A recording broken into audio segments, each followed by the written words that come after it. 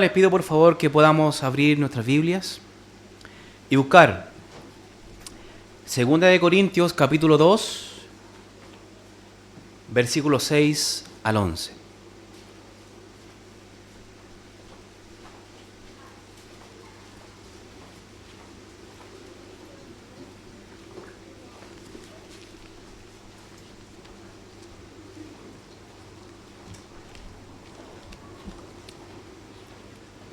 Damos lectura, mis hermanos. Le basta a tal persona esta reprensión hecha por muchos, así que al contrario, vosotros más bien debéis perdonarle y consolarle, para que no sea consumido de demasiada tristeza. Por lo cual os ruego que confirméis el amor para con él, porque también para este fin os escribí, para tener la prueba de que si vosotros sois obedientes en todo. Y al que vosotros perdonáis, yo también, porque también yo lo he perdonado. Si algo he perdonado, por vosotros lo he hecho en presencia de Cristo, para que Satanás no gane ventaja alguna sobre nosotros, pues no ignoramos sus maquinaciones. Amén, mis hermanos. Tome asiento, por favor. Recordamos, mis hermanos, los servicios. Miércoles, reunión de oración a las 8 de la noche. Los viernes también, estudio bíblico a las 8 de la noche, el día viernes. Y el domingo a partir de las 11 de la mañana adelante, guardando el día del Señor. Primeramente el culto general a las 11 de la mañana. Posteriormente tenemos la actividad de la evangelización, que vamos nosotros afuera a la calle, después del culto general. Posteriormente, ya a la tarde, tenemos nuestro estudio, primer estudio a las 4:15 de la tarde. Posteriormente, a un cuarto para las 6 de la tarde, tenemos nuestro segundo estudio de la historia del cristianismo. Y finalmente, a las 7 de la tarde o 19 horas, nuestro culto evangelístico, haciendo ya término del Día del Señor. Amén, mis hermanos. El título del día de hoy de nuestro sermón lleva por título La misericordia de los Corintios. Continuando, hermanos, con lo que vimos ya la semana pasada, y ya con nuestro pastor Humberto, a partir de esta epístola. Hoy en día, hermanos, está muy de moda, y en realidad hace un par de años, decir que los cristianos no podemos juzgar. Yo creo que más de alguno de mis hermanos ha podido experimentar esta narrativa o posiblemente este discurso, ¿cierto?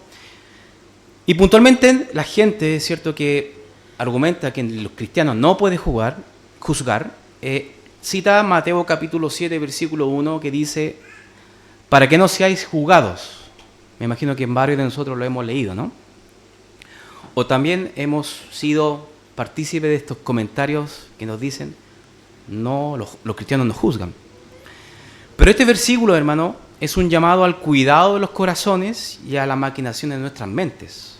Recordemos que el pecado en los hijos del Señor ya no reina, pero aún sigue habiendo residuos de pecado en nuestras conciencias, que cada día necesitan los medios de gracia para poder, en algún momento, ¿cierto?, llevar a lo menos posible. Este versículo, hermano, llama a abstenerse de un deseo indebido de juzgar carnalmente. Ojo con esto, carnalmente. Con prejuicios que cada uno de nosotros tenemos en nuestros corazones. Pero tenemos que hacer un alto en esta declaración, hermano. Esta es una aclaración. Tenemos que reconocer que generalmente este tipo de versículos es citado como una especie de salvoconducto, ¿no? Como hoy en día los jóvenes me incluí. Los jóvenes dicen, ¿cierto?, hoy en día en las redes sociales como la vieja confiable, ¿no? Yo le digo un salvoconducto, es como un candado legal que muchas veces se ocupan, ¿cierto?, pero siempre por personas que están en desobediencia, generalmente personas que llevan una vida carnal y muy desordenada. Esta especie de candado, ¿no?, de que como se jugaba antiguamente, ¿cierto?, cuando a la pinta, ¿cierto? Que yo estoy bloqueado, entonces no me puede pintar. Muy parecido, ¿no? Pero hermano, esta retórica, ¿cierto? Que muchas personas hacen de que el cristiano no puede juzgar, vemos que en medio de esta epístola eso está totalmente zanjado, ¿no? ¿La iglesia de Cristo debe volverse ciega y no percibir nada? O en otras palabras, la iglesia local, ¿cierto? Las iglesias locales, a causa de este versículo de Mateo capítulo 7, versículo 1, está de manos atadas. Entonces cada uno de nosotros tenemos que vivir con un bozal en nuestras bocas, ¿cierto? Y nuestras manos tienen que estar atadas. Vemos claramente de que ya desde nuestro pastor Humberto ha expuesto, ¿cierto, hermano? Corintios, tanto la primera y la segunda epístola. Vemos inmediatamente que no. La iglesia de Cristo, expresada en las iglesias locales, tiene el poder y la facultad, hermanos, de juzgar. Pero el juzgar de una manera espiritual, ya sea de una manera bíblica, una manera piadosa y lo más cuidadosa posible, hermanos. Y es así como volvemos a 2 Corintios capítulo 2, y volviendo al texto, sabiendo algunos antecedentes que hemos visto desde la semana pasada, ¿cierto? Que ustedes también lo pudieron estudiar. Primeramente, vimos que la confianza que había en el apóstol Pablo era muy alta hacia la membresía local de la iglesia. Siendo el apóstol, algunas conclusiones que llegamos, ¿cierto? Siendo el apóstol, el Señor que puso autoridad en él, siendo el apóstol, podía ejercer toda autoridad. Pero el ánimo del apóstol siempre fue de esperar a que esta solución sea por medio de la membresía local de Corintios. Otro punto, hermano, es que la importancia, también lo vimos, ¿cierto?, la semana pasada, que hay una alta importancia de mantener la paz en nuestra iglesia local. No existe algo más relevante, hermanos, en las iglesias que la paz y el amor entre los hermanos. Eso es algo que debemos cuidar. Y eso es algo que nosotros vimos la semana pasada. Vimos también el compromiso asumido por los miembros de la iglesia. Se hizo un llamado, no sé si lo recuerdan, ¿no?, al cuidado de los miembros, a no dormirnos, ni permitir el pecado público y moral, impune. Algo hay que hacer en esas circunstancias. Y la palabra del Señor nos llama a mantener la paz, incluso en medio de estas circunstancias tan difíciles y dolorosas. Y también se hizo un llamado general en meditar, hermanos, y analizar nuestras vidas. ¿Qué es para mí la iglesia local? Fue un llamado a la iglesia en general a que puedan comprometerse mucho más de lo que tal vez hemos llevado a comprometernos a nuestra iglesia local. Pero bueno, vamos a la continuación, vamos a ver el texto para seguir escudriñando lo que el Señor desea que aprendamos el día de hoy. 2 Corintios capítulo 2, versículos de 6 al 7, dice: le basta a tal persona esta reprensión hecha por muchos, así que al contrario, vosotros más bien debéis perdonarle, consolarle, para que no sea consumido de demasiada tristeza.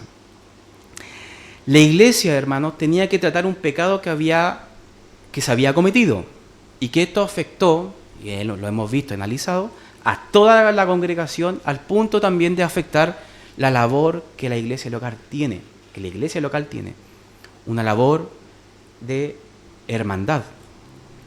La expresión griega, hermanos, epitimia, que significa castigo o reprensión, es un término usado en el ámbito legal, que en este caso pertenece al tribunal eclesiástico. Pero debemos señalar un punto muy importante en esta situación. El antagonista de esta historia, o sea, el malo de la película, ¿cierto?, que vimos la semana pasada, el miembro señalado por el apóstol Pablo, tenía él también un derecho. Y ese derecho era de ser informado apropiadamente de su ofensa y de la situación que estaba actualmente en ese momento con la iglesia local. No sé si alguno ha tenido tal vez la experiencia, pero la fiscalía, hermanos, el fiscal cuando toma tu denuncia, primeramente le pregunta al denunciado, ¿cierto?, cuando ya está enfrente de ellos, en alguna sesión posiblemente, ¿usted ¿Sabe por qué está aquí? Es lo primero que le dice. Hay muchas personas que dicen, no sé por qué. Entonces le informa puntualmente lo que sucedió. ¿Sí? Hemos tenido experiencia legal, hermano. Pero sí, es así, ¿cierto? Pero es muy importante que el acusado, ¿cierto? Que en ese momento él lo es, ¿cierto? No culpable, sino que el acusado de la denuncia, está informado de su situación para que no hayan duda del proceso que está viviendo esta persona. Si existen bastantes objeciones por parte de este hermano ofensor, esta persona debe escucharlas, debe estar informado de la situación. Él no puede estar, ¿cierto?, haber estado no informado ni saber lo que está sucediendo, porque a veces, obviamente, que hay momentos que nosotros no nos damos cuenta de lo que hacemos. ¿Se dan cuenta? A pesar de que tal vez intrínsecamente nuestra conciencia está ahí, pero a veces, muchas veces lo hacemos los locos, ¿no? Pero formalmente la persona tiene que estar informada. Y esto tiene que ser transmitido, hermanos, por los pastores ancianos de la iglesia local.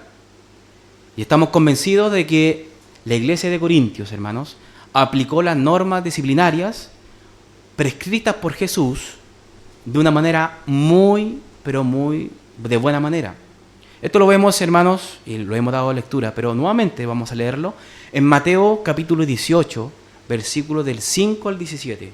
Si gusta, me acompaña.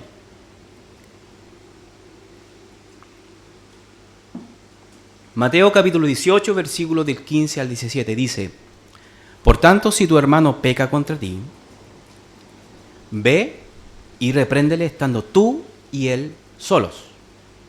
Si te oyere, ha ganado a tu hermano. Mas si no te oyere, toma aún contigo uno o dos, para que en boca de 2 o 3 testigos conste toda palabra. Si no los oyere a ellos, dilo a la iglesia. Si no oyere a la iglesia, tenlo por gentil o publicano.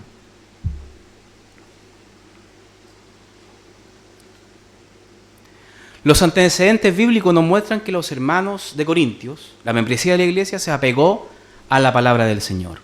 La mayoría de hermanos de los creyentes de Corintios estuvieron conformes con las medidas disciplinarias que se le aplicaron al ofensor o al que hizo el pecado público. Se mantuvieron dentro de los límites de un adecuado castigo. Se mantuvieron dentro de lo que la Biblia, la palabra del Señor, lo permite. Y esto es muy importante, hermano, para poder aplicarlo en la justa medida, de la forma totalmente apropiada, la presencia, hermano, de los ancianos de la iglesia. Es así que en la misma epístola vemos la llegada de un personaje importante, un pastor gentil, un pastor no judío, pero era anciano de la iglesia de Creta, que aparece en esta historia. Como dice el pastor, vamos a hacer un spoiler, en 2 de Corintios capítulo 8, hermano, acompáñeme, versículos 6 al 7.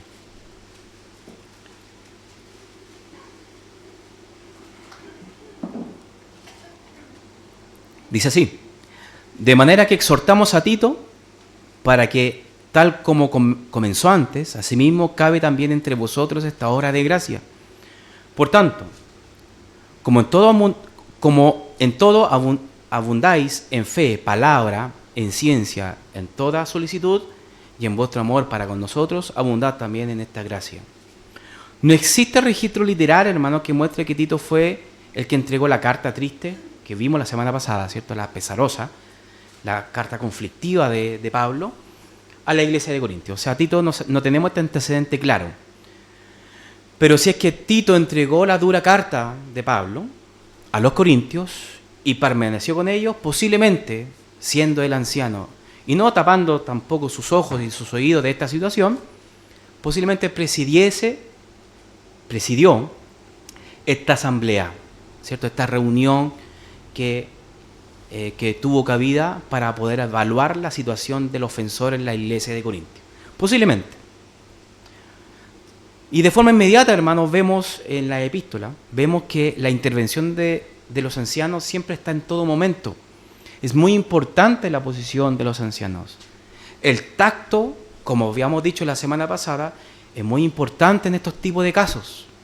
Debía ser abordado de una forma tan delicada que necesitaba ser precedida y guiada por pastores. Tito fue recibido por la iglesia local. Fue recibido, no rechazado. Y posiblemente con la autorización y bienvenida a la membresía de la iglesia, sabiendo que venía de parte de Pablo. ¿Se dan cuenta? Y existe aquí, hermanos, inmediatamente en medio de esto, vemos la importancia de los pastores y los ancianos en medio de toda esta circunstancia tan comunes y corrientes de la iglesia local, pero tan importantes, hermanos, que hacen que el problema sea más grande o finalmente se solucione. Existe una fórmula, hermanos, que nos muestra la importancia de la relación entre los miembros y los pastores. Y es de vital importancia entender este esquema, hermanos. Se lo voy a mostrar de la siguiente forma. Es muy sencilla, pero yo estoy seguro que me va a entender. Sin hermandad, hermanos, no puede haber pastores. Eso es seguro. Y inmediatamente dentro de toda mi memoria y casos que he visto, yo vi un día en tal lugar, no le voy a decir el país, el nombre o el lugar, pero había un pastor que tenía una iglesia y ese pastor arrendaba la iglesia porque no tenía hermanos en la iglesia. Entonces, es como bien llamativo. Entonces, ¿por qué es pastor? ¿Se dan cuenta? Ahora, el esquema al dorso, o sea, al revés, ¿cierto? Es que sin pastores sí existe hermandad, pero no está completa. Se necesita llevar, y la salud de la iglesia apunta siempre a tener pastores y ancianos en medio del rebaño. Siempre va a ser así. Por eso estamos en desacuerdo tal vez con algunas denominaciones, ¿cierto? Como por ejemplo son los cuáqueros, ¿cierto? Que ellos no tienen, o los cuáqueros, ¿cierto? Que ellos no tienen pastores ni líderes visibles, sino que es una sobreestimación congregacionalista. Pero vemos la importancia, hermanos, en estos pasajes de la intervención pastoral. El rol y la responsabilidad de los pastores es de vital, pero de vital importancia en el desarrollo de la vida de la iglesia local. Es muy importante, mis hermanos, ya que el poder eclesiástico, y este es un concepto que vamos también a abordar, que el poder eclesiástico se compone de la membresía de la iglesia y del gobierno de los ancianos.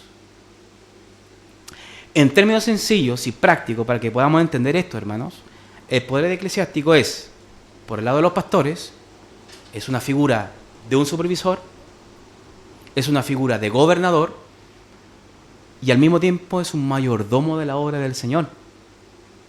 Es un siervo y al mismo tiempo líder. ¿Se dan cuenta? Es decir, el pastor preside o lidera y la membresía apoya. La membresía decide en alguna asamblea y el pastor ejecuta. ¿Se dan cuenta? Es así la dinámica y la relación que existe entre la iglesia local y el anciano de la iglesia. Los pastores son puestos por Dios, conformados por dones que el Señor pone en sus vidas. Hermanos, y es una bendición tremenda tenerlos y contar con ellos en nuestra congregación. Pero se han dado cuenta un poco en este discurso, en esto lo que estoy hablando. ¿Estoy hablando en singular o estoy hablando en plural? No he dicho simplemente pastor, sino que he dicho pastores. No he dicho solamente anciano, sino que ancianos. Tener un pastor, hermano, titular, como hoy en día lo tenemos en nuestra iglesia, primeramente es una bendición y que todos podemos, ¿cierto?, ser testigos y dar fe que es así, ¿no? Que es una bendición. Pero más de uno, hermanos, es un privilegio que no todas las iglesias locales tienen. Y tener más de un pastor, si uno es una bendición, segundo es, o tercero, ¿cierto?, o más, es más que una bendición, hermanos. Es una bendición directamente de nuestro Señor. Y que el Señor nos ayude, hermano, a ello, ¿no? A llegar a eso. La posesión, hermanos, de los oficiales, diáconos y pastores no es una tarea fácil, hermanos. Ni tampoco una actividad que cualquier persona pudiese hacer. Estamos totalmente de acuerdo en eso, ¿no? Si bien pueden existir hermanos con cualidades hermosas, dotados, ¿cierto?, de ciertos dones que el Señor ha puesto en las vidas de ellos, pero no cualquiera está calificado, hermanos, para ser un oficial de la iglesia local. No todos pueden ser diáconos, no todos pueden ser pastores. Y equivocarse, hermanos, en la elección de estos es riesgosa, peligrosa e incluso dolorosa para el pueblo del Señor. La insistencia, hermanos, del apóstol Pablo en que Corintios tomara la acción adecuada en el asunto es muy notorio.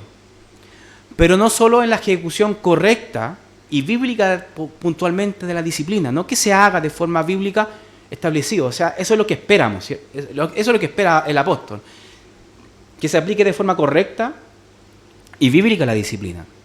Pero si no, también él está preocupado en medio de estos pasajes bíblicos que acabamos de dar lectura, está preocupado de la disposición y las motivaciones correctas del corazón de la iglesia local. ¿Qué es lo que está llamando, qué es lo que está generando en los corazones de la iglesia local? La disciplina al ofensor. La palabra del Señor nos demanda disciplinar a los miembros con pasos definidos en la Escritura, en caso de ser requerido, ¿no? No vamos a disciplinar a una persona que no tiene que ser disciplinada. Eso es algo tal vez obvio, o del sentido común, pero a veces el sentido común es de los menos comunes de los sentidos, hermano. Pero es una aclaración, ¿cierto? Una persona que está bien en su testimonio y que camina bien, no tiene por qué ser disciplinado, ¿cierto? Obviamente en su vida personal siendo pastoreado. Pero el ser disciplinado es el propósito de mantener la pureza y la paz de la iglesia local. Y que es algo que nosotros nos damos cuenta, ¿no? Y estamos de acuerdo en eso, ¿no? Ahora, la disciplina y la amonestación son agradables para la persona que está recibiendo esto. ¿Es una etapa fácil de llevar, hermano, la disciplina? Algunos tal vez han sido disciplinados, otros tal vez no. O no saben de qué se trata esto. Pero la disciplina, hermanos, es un paso muy, pero muy importante en la vida de la iglesia local. ¿Son necesarias? Totalmente. Son muy necesarias. Obviamente dolorosas para toda la iglesia. Que ese debería ser uno de los aspectos en el corazón o lo que tenemos que hallar en el corazón de la iglesia local. La disciplina debe ser dolorosa, pero necesaria. ¿Cómo deberían nuestros corazones enfrentar esta situación frente al hermano que está recibiendo la disciplina?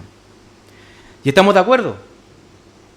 Que es una medida justa, es una medida bíblica, avalada por el propio Señor, es necesario y es muy correcto.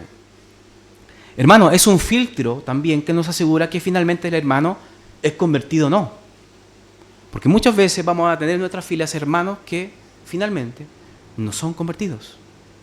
Tal vez no hoy día, pero posiblemente mañana podamos vivir esto y nos vamos a dar cuenta inmediatamente de que el que no recibe la instrucción, del que no acepta la disciplina, finalmente no es convertido. Podemos sopesar el estado espiritual de su madurez. Podemos darnos cuenta de que tal vez no estaba preparado para ser miembro de la iglesia. ¿Se dan cuenta? Es un filtro, es una especie de winche de medir, hermanos, tremenda que el Señor dispone en la iglesia local. Se puede corregir también que en medio de la disciplina podamos corregir lo que se desvió y no es necesario también extender esa disciplina, ¿se dan cuenta? Pero indudablemente es una muestra de amor a pesar que no lo parezca. Es una forma de cuidar a la iglesia, adivinen de quién, de nosotros mismos.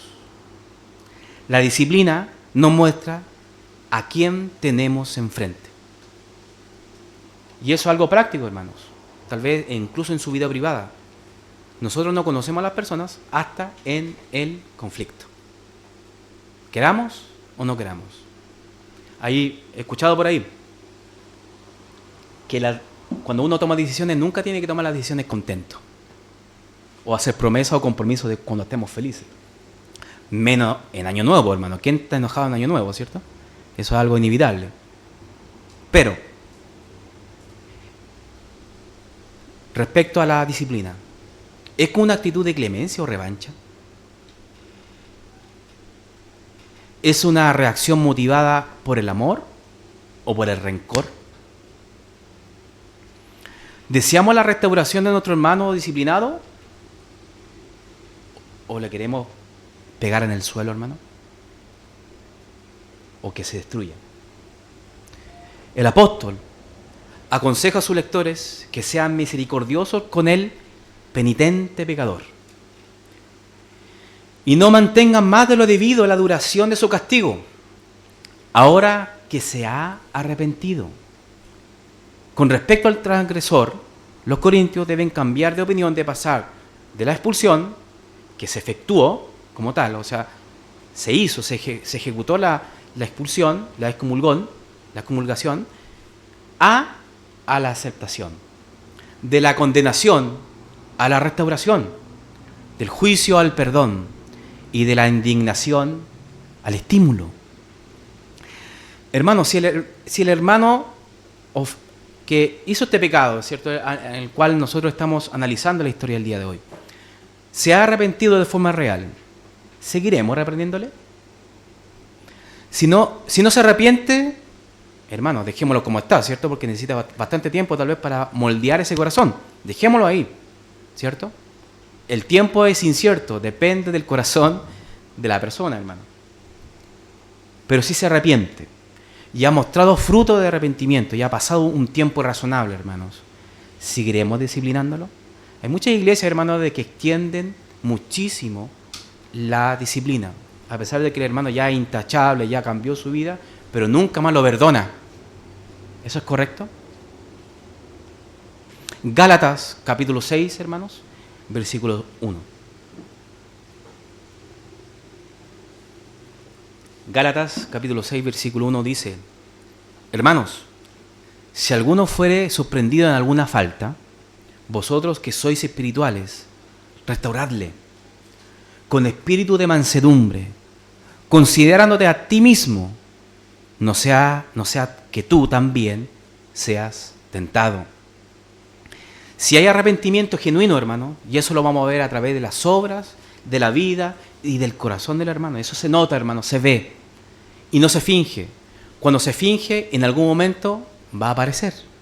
No siempre va a actuar una persona, sino que en algún momento, de forma, sobre todo con los reflejos muy naturales, va a aparecer ese hombre, va a mostrar verdaderamente el rostro. Pero si hay arrepentimiento genuino, también debe haber una reintegración completa. Si Dios perdona al pecador, la iglesia no puede hacer menos. Si Dios restaura al pecador completamente, ¿la recibimos a medias? Si el Señor restaura de forma completa la vida de esta persona, entonces la iglesia lo hace 3/4. Colosenses, hermanos, capítulo 3, versículo 13 dice: soportándonos unos a otros y perdonándoos unos a otros si alguno tuviere queja contra otro. De la manera que Cristo os perdonó, así también hacedlo vosotros. ¿Nos hace más sentido entonces lo que acabamos de leer, 2 de Corintios, en este pasaje? ¿Lo vemos? Hermano, la censura hoy en día es un concepto muy mal visto por la sociedad, ¿no?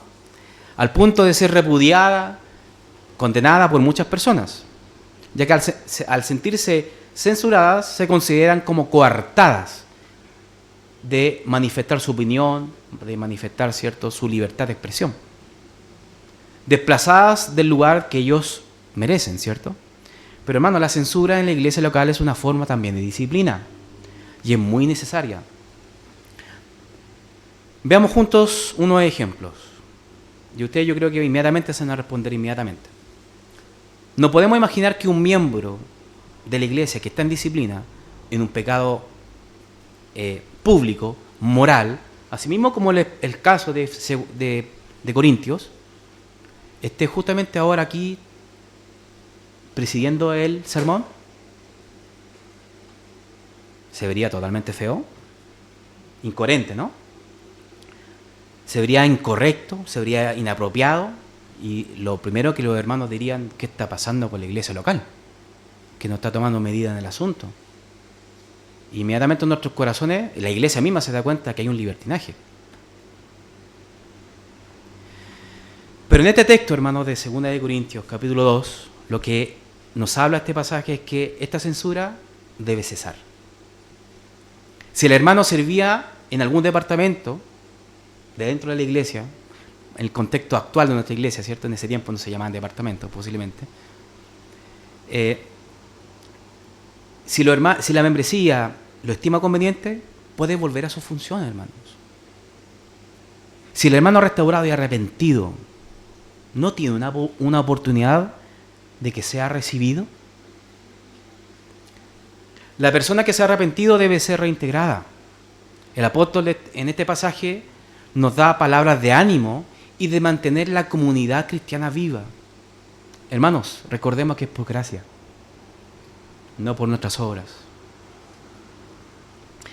Hebreos capítulo 3, versículos 12 al 13. Si me acompaña, se lo agradecería. Hebreos capítulo 3, versículos del 12 al 13.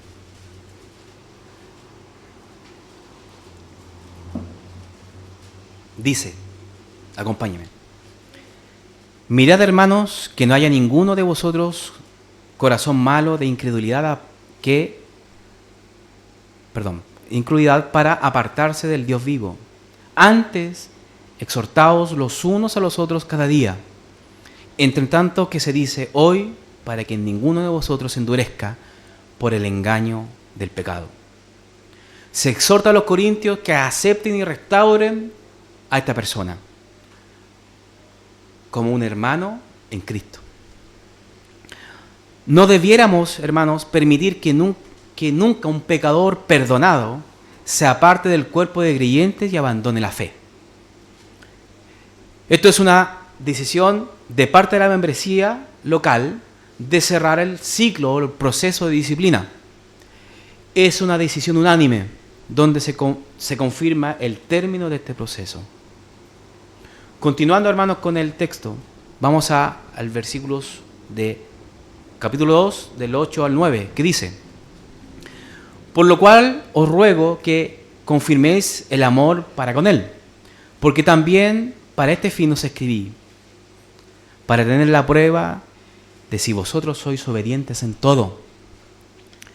Juan Calvino, hay un comentario respecto de él en este versículo, que dice: siempre dejamos de consolar a quienes se sienten movidos de hacer una sincera confesión de pecados, y con ello le hacemos el juego a Satanás. El apóstol Pablo, hermano, dice a sus lectores que reafirmen su afecto hacia el pecador.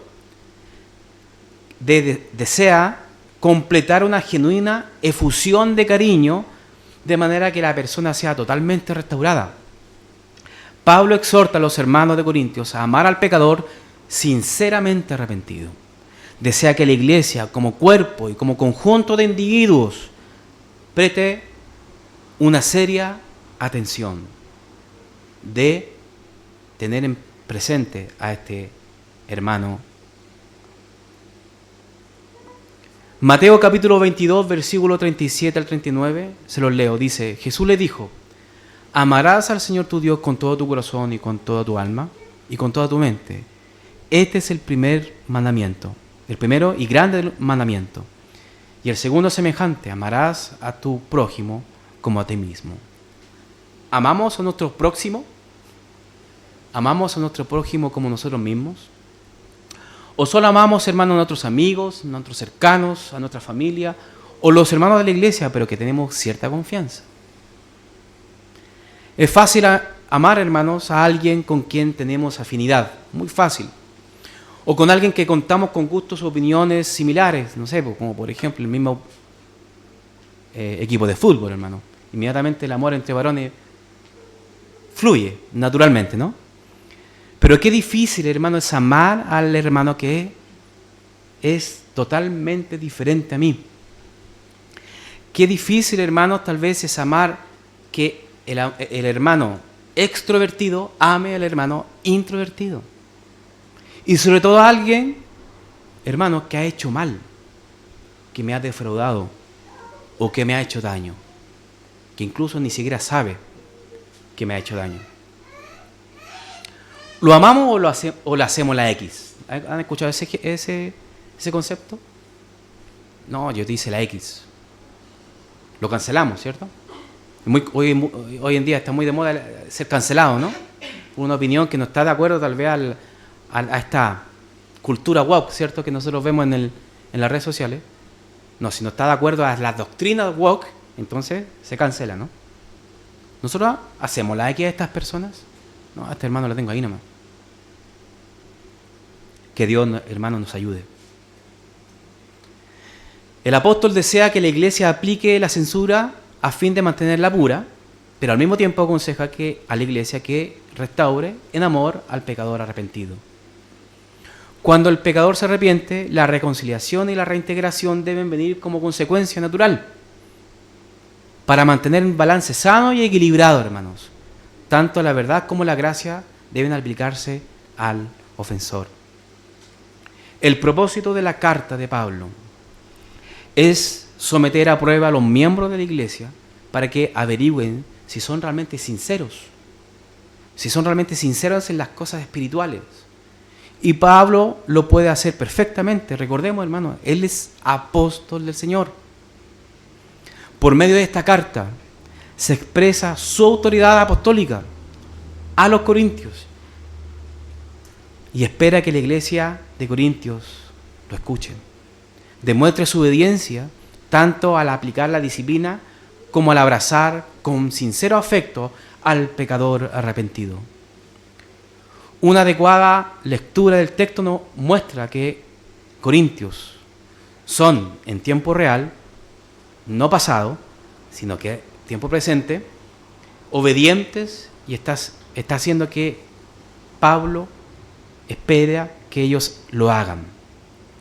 El apóstol Pablo reconoce el progreso, ¿cierto?, espiritual que los creyentes de Corinto habían experimentado de que él escribiese y la aconsejara en multitud de ocasiones.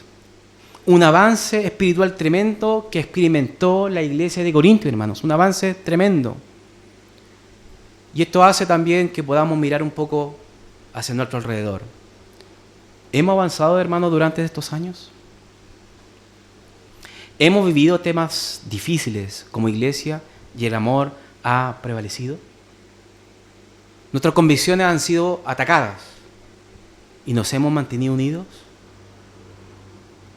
¿Nos hemos soportado, pero también siendo sostenidos por el Señor? Que el Señor nos ayude y que mantenga este estado de la iglesia. Recordemos que no es por nosotros, es por Él. Continuando, hermanos, con los últimos dos versículos, dice en 2 de Corintios capítulo 2, versículos 10 y 11. Ya que vosotros perdonáis, yo también, porque también yo lo he perdonado. Si algo he perdonado, por vosotros lo he hecho en presencia de Cristo, para que Satanás no gane ventaja alguna sobre nosotros, pues no ignoramos sus maquinaciones.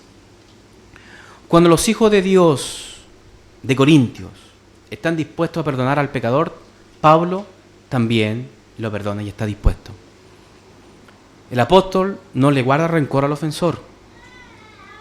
Con respecto a la ofensa cometida, pone a la iglesia en primer lugar y en el segundo lugar se pone él. No existe, hermanos, algo más importante en la iglesia local que el perdón. El apóstol muestra su corazón pastoral, tratando de armonizar los corazones de los miembros de Corintios. Como pastor suyo, está presto a perdonar a la congregación para que nada estorba la causa de Cristo.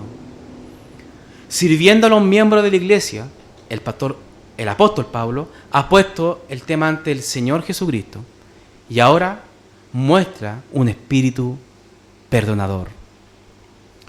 Los rencores en la congregación son rápidamente, hermanos, explotados por Satanás. Y esto con el propósito de socavar la salud de la iglesia local. El maligno capitaliza los insultos que no han sido resueltos ni perdonados por los hermanos. Defraudar a la gente hace que se produzca en ella un espíritu, hermanos, de división y de dispersión. Y esto es algo, hermanos, que tal vez se los tengo que decir con el amor, obviamente, que el Señor pone en nuestros corazones. Hermanos, si nos hemos sentido ofendidos, acérquese, hable, no guarde. En muchas ocasiones callamos por olvidar, pensando que nosotros somos tan santos, hermanos, que en nosotros está el simplemente olvidar. Pero en otros corazones son engañosos. Recordemos eso, hermanos. Porque después buscamos, de forma muy indirecta, la revancha. Ya se la voy a devolver. Reconozcamos nuestro carácter, hermanos, y nuestras debilidades en nuestros corazones, para proteger a la iglesia de Cristo de nosotros mismos. Reconozcamos, hermano, esto. Mantener la paz no significa que seamos como un globo, hermano, y esto tal vez es algo práctico que nos sucede y que inevitablemente en algún momento cada uno de nosotros lo hemos vivido. Mantener la paz no significa ser un globo, hermanos. Todos jugamos con un globo alguna vez, ¿cierto? El globo, cuando lo inflamos mucho, ¿qué sucede? Explota. Y cuando explota, hace daño. El factor de riesgo, hermano, más alto de solidez o gloria de nuestra iglesia local somos nosotros.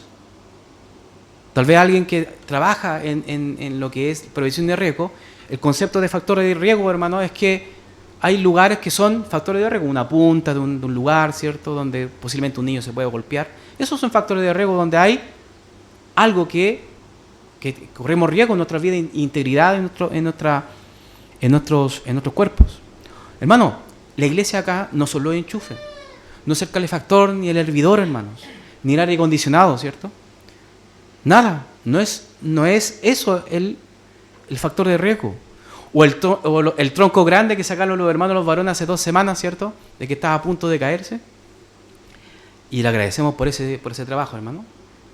Pero es más probable, hermano, que nos dañemos mutuamente a que el tronco que estaba a punto de caerse se cayera. De hecho, hagamos una hipótesis, hermanos. Si se hubiese caído el tronco, imagínense atrás en el patio, ¿no? Si se hubiese caído el tronco, hubiera producido ¿qué cosa? Un accidente, ¿cierto?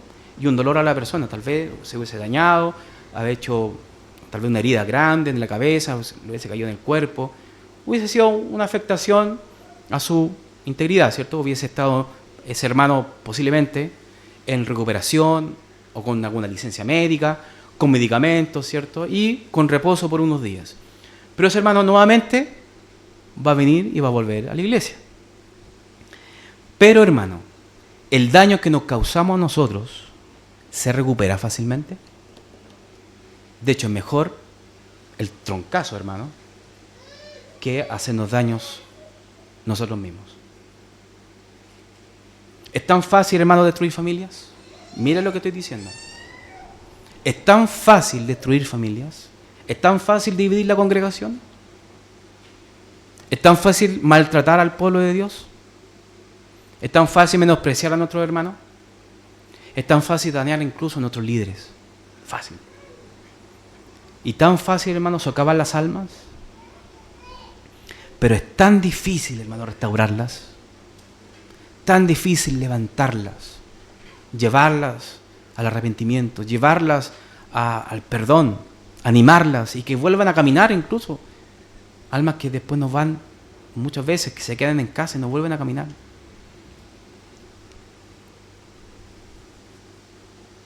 Es tan difícil esto, hermanos, que necesita una intervención propia del Señor en el corazón del afectado para que vuelva a latir. Que Dios nos ayude a cuidarnos y, hermanos, a perdonarnos mutuamente. Mateo capítulo 12, versículo 13 dice: el que no es conmigo, contra mí es, y el que conmigo no recoge, desparrama. Pablo señala que ni él ni los corintios ignoren los propósitos de Satanás de zarandear a los siervos de Dios como a trigo. Y esto, hermano, tal vez no sé si alguno ha tenido la experiencia, pero yo vengo con mucha experiencia respecto al campo. Y, hermanos, zarandear el trigo es prácticamente moverlo para todos lados para limpiarlo. El trigo naturalmente viene con muchas suciedades, propiamente de la tierra, primeramente tierra, y también con algunas especies de cizaña que están en el medio que hay que limpiarlos. Y eso, para poder limpiarlos, tiene que ejercer una fuerza bastante firme para poder hacerlo. Si no, hermano, el trigo queda sucio y no se puede hacer pan. Prácticamente golpeando la suciedad. Y es fuerte como se hace, hermano. Eso es lo que ejemplifica acá cuando Satanás, desea zarandear al pueblo de Dios. Lucas capítulo 22, versículo 31 al 32. Dice: dijo también el Señor: Simón, Simón, he aquí Satanás os ha pedido para zarandearos como a trigo. Pero yo he rogado por ti, que tu fe no falte. Y tú, una vez vuelto, confirma a tus hermanos.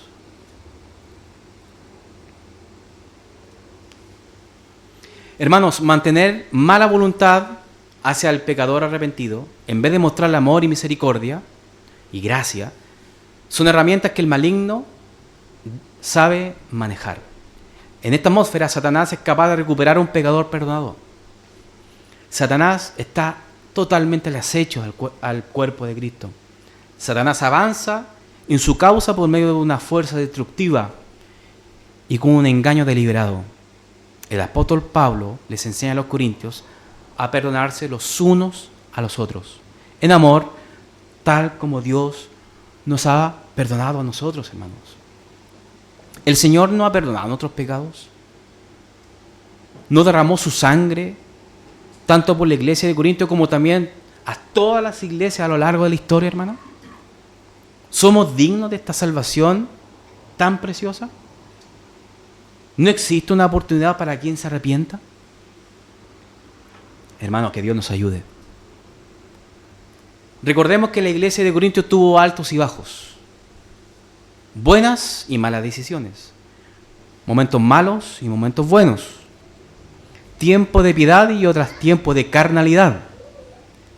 Pero de una cosa, hermano, estoy seguro, que a pesar de los diferentes contextos y etapas de la iglesia de Corintios, el apóstol Pablo siempre consideró a los corintios como hermanos en la fe.